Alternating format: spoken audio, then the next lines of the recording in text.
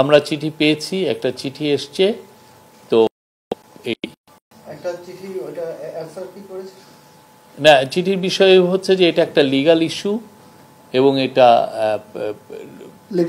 Legal ওয়েতে address করা হবে।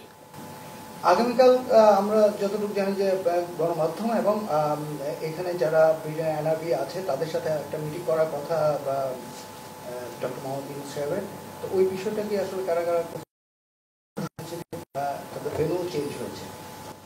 আমি এটা এই বিষয়ে জানি না, বাট আমরা যেটা জানি যে কালকে উনি চাথাম হাউসে যাবেন, ওইখানে একটা মিটিং আছে, 2 দফা মিটিং আছে। একটা চাথাম হাউসে উনি একটা অ্যাড্রেস করবেন, আর একটা হচ্ছে যে চাথাম হাউসের ভিতরেই সিলেক্ট গ্রুপ অফ পিপলের সাথে ওনার কথা আছে।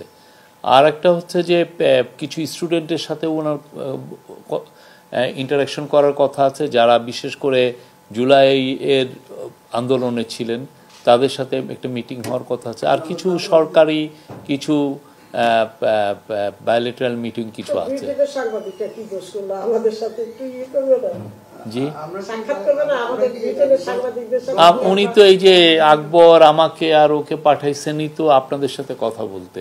For more updates, follow us on Facebook, subscribe our YouTube channel, get the latest update on www.daily-sun.com.